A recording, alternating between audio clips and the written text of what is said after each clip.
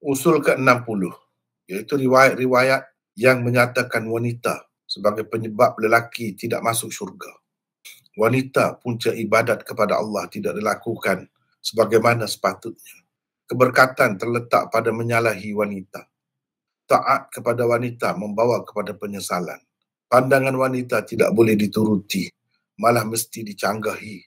Dan lain-lain seumpamanya, tidak ada satu pun yang sahih. Paling tinggi pun ia dhaif sangat. Kebanyakannya adalah maudhu'. Hadis yang dhaif sangat ikut mana-mana pun tak boleh dipakai. Tak boleh dipertanggungjawabkan. Tak boleh nak letakkan sesuatu apapun asas agama Islam di atasnya.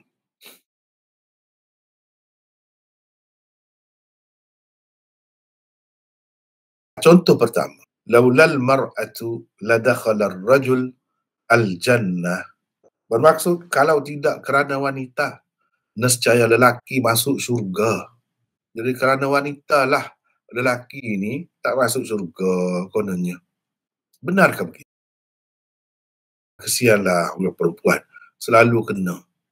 Dah lah dhaif, selalu pula jadi mangsa. Bukan nak bela. Padahal lelaki ni, mak dia semuanya perempuan semua. Semua wanita. Yang dia sayang sangat tu, wanita lah, mak dia tu.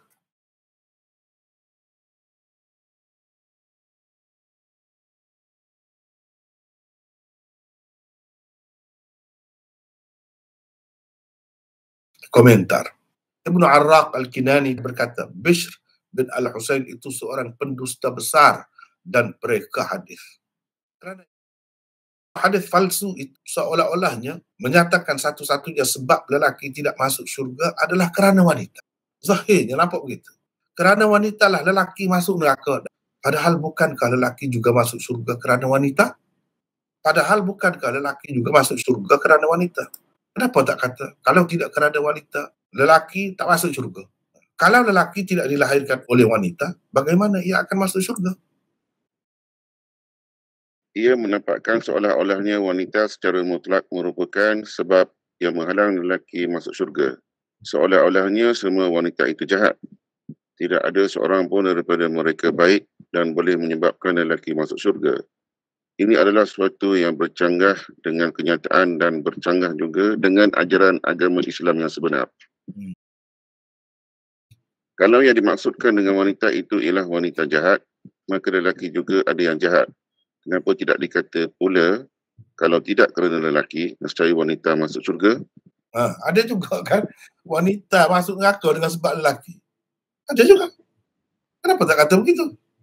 Kenapa sebelah pihak saja selalu kena? Manusia, baik lelaki maupun wanita, tidaklah masuk syurga atau neraka kerana makhluk yang berbeza jantina dengannya semata-mata.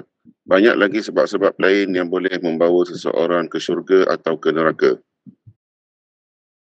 Dosa berzina yang dilakukan oleh lelaki dan wanita sebagai contohnya, tidaklah menghalang lelaki sahaja daripada masuk syurga. Ia juga menghalang wanita yang melakukannya daripada masuk syurga.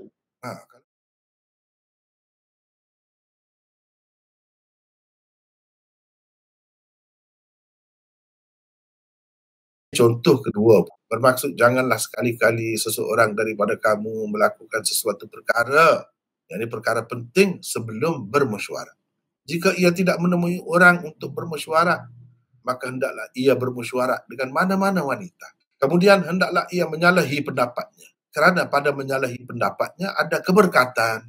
Konon.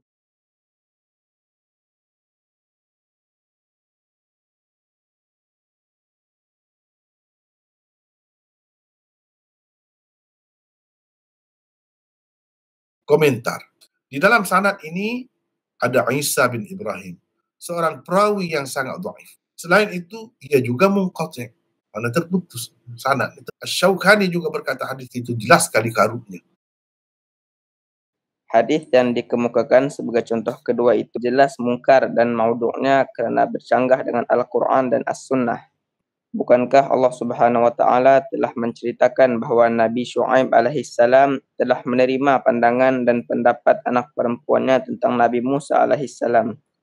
Lihat firman Allah Al-Qasas. ayat 26 hingga 27. Bukankah Nabi SAW sendiri telah menerima pandangan istrinya Ummu Salamah dalam peristiwa di Hudaybiyah apabila perintah baginda supaya menyembelih binatang kurban, bersyukur dan membuka ihram disambut dingin oleh para sahabatnya. Setelah Ummu Salamah mencadangkan agar Nabi SAW sendiri terlebih dahulu menyembelih binatang kurban yang dibawanya dan bersyukur serta membuka ihram yang dipakainya di hadapan para sahabat sekalian.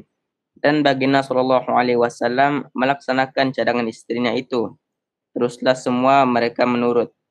Tidak pula Nabi SAW menyalahi pandangan dan cadangan istrinya Ummu Salamah pada ketika itu.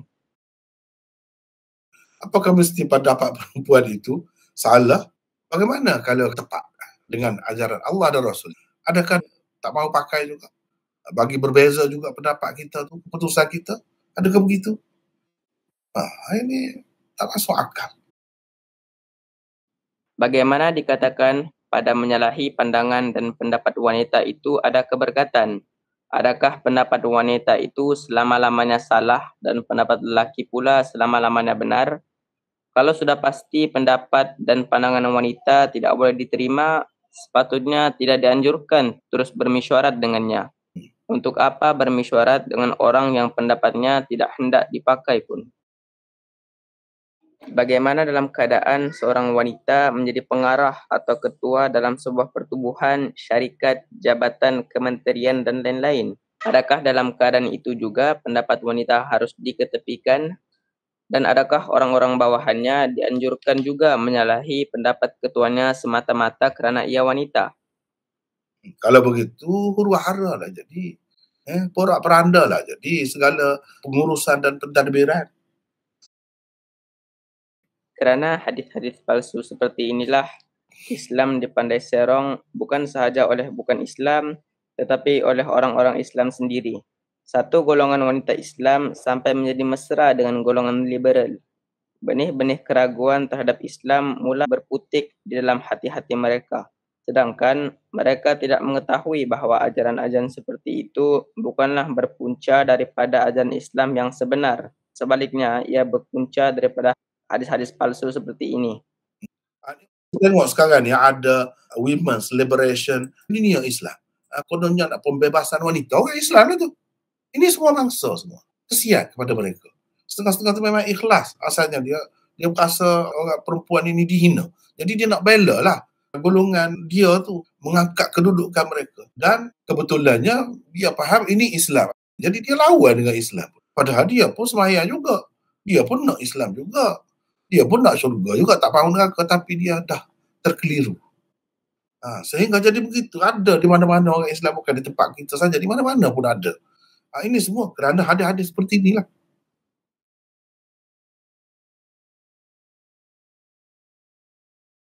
Contoh yang ketiga.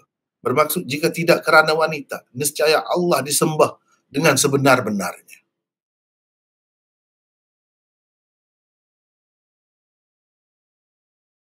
Komentar. Ibn al-Jawzi berkata, di dalam sanadnya ada Abdul Rahim bin Zaid al-Ammi, kata Yahya bin Ma'in, seorang pendusta besar dan seorang yang jahat. Adakah semua wanita maksudnya? Kalau semua wanita lah yang dimaksudkan, maka apakah para nabi termasuklah Nabi kita Muhammad SAW telah tidak menyembah Allah dengan sebenar-benarnya kerana mereka juga mempunyai isteri-isteri. Apakah Islam lebih menghendaki golongan lelaki tidak berkahwin supaya mereka dapat beribadah kepada Allah dengan sebenar-benarnya? Kalau begitu, kenapa Rasulullah mempunyai sampai 9 orang isteri di dalam satu masa? Jadi maknanya ini bercanggah. Hadis ini dia jadi bercanggah dengan perbuatan Nabi, sunnah Nabi. Bercanggah dengan hadis-hadis sahih sekian banyak. Galakkan supaya berkahwin. Konsep kepadarian dan kesamian rahbaniyah cuba diseluduk masuk ke dalam Islam melalui hadis-hadis palsu seperti ini. Orang-orang yang mengetahui ajaran Islam sebenar melalui Al-Quran dan As-Sunnah tidak akan terkeliru dan tertipu dengan hadis-hadis seperti itu. Lihat sebagai contohnya, Bagaimana Al-Quran meletakkan wanita bersama-sama lelaki dalam bermacam-macam ketaatan dan ibadah kepada Allah. Allah berfirman, surah Al-Ahzab ayat 35. Quran ni kan jelas sebut ni. Dia letakkan lelaki, perempuan sejajar. Hadis di bawah ini pula cukup untuk menolak hadis-hadis karut dan maudhu' seperti hadis contoh ketiga itu. Baginda bersabda, bermaksud dunia ini adalah suatu yang menyeronokkan dan mengembirakan, dan sebaik-baik benda dunia yang menyeronokkan dan mengembirakan ialah wanita yang soleh. Jadi sepatutnya bukan kewujudan wanita itu bukanlah sesuatu yang menyedihkan, meresahkan kita, menyebabkan kita jadi susah hati. Sepatutnya kewujudan wanita itu menyeronokkan.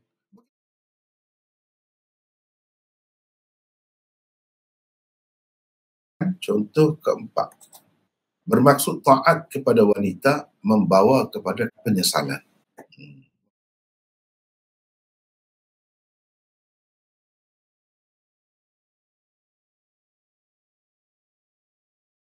Komentar. Lantaran karut dan bertentangannya hadis itu dengan ajaran Islam, maka para ulama hadis dengan jelas dan tegas telah menghukumnya sebagai maudhu'. Antara mereka ialah Ibnu Hibban, Ibnu Jauzi, Al-Qari, Al-Shawqani, Al-Bani dan lain-lain.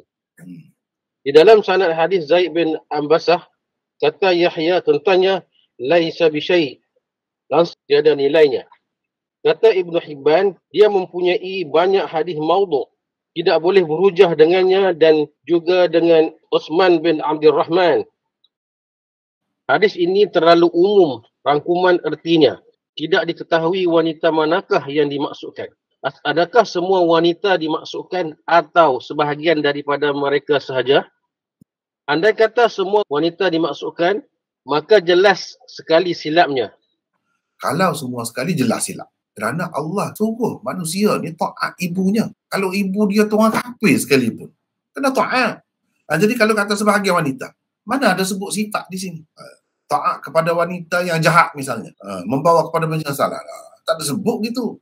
Apakah wanita tidak boleh ditaati kerana mentaatinya akan membawa penyesalan walaupun ia seorang guru misalnya? Adakah arahan, panduan atau kerja rumah yang diberikannya semasa mengajar tidak boleh ditaati dan mentaatinya membawa kepada penyesalan juga? Bagaimana pula dengan wanita-wanita profesional dalam berbagai-bagai bidang di zaman ini, sama ada peguam, doktor, menteri dan lain-lain? Adakah taat kepada mereka juga membawa kepada penyesalan? Seorang ibu juga wanita. Jika taat kepada wanita secara umumnya membawa kepada penyesalan dan memang dilarang, kenapa ada banyak hadis yang memerintahkan supaya ibu ditaati dan perlu diutamakan daripada kewajipan-kewajipan yang lain seperti berperang dan berjihad di jalan Allah?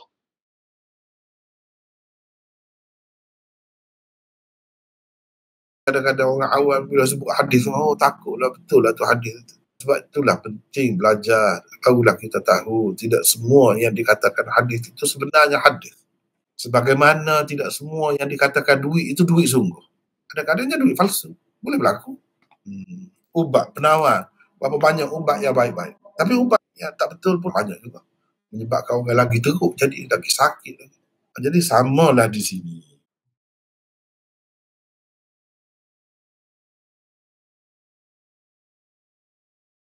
Sekarang ni antara kelemahan dalam masyarakat kita ni, orang-orang yang mengajar tu pun dia tak erti benda ni. Maka banyaklah tersebar hadis-hadis maudhu' dalam masyarakat, cerita-cerita mengarut. Dia duduk ingatkan betul. Malah lah. Sebab itu dia perlu kepada kajian, penyelidikan. Tidak memadai baca kitab saja, terjemah saja. Masalah yang timbul dalam masyarakat kita sekarang kerana tak selesai benda ni. Dan ini termasuk dalam akibat ketidaksempurnaan pengajian Islam di Malaysia. Mana-mana pun kalau lemah, sistem pengajiannya tak lengkap, tak kemas, dia akan jadi beginilah. Pengajian hadis yang tidak lengkap. Contohnya, pendek kata, lama belajar pun tak akan bertemu belajar kitab hadis maudhu'. Lepas tu tidak di-show, kena baca ini, kena baca ini. Jangan baca Sahih Bukhari saja, jangan baca hadis-hadis yang sahih saja. Jadi macam mana nak tahu pasal hadis maudhu'? Itu antara kelemahannya.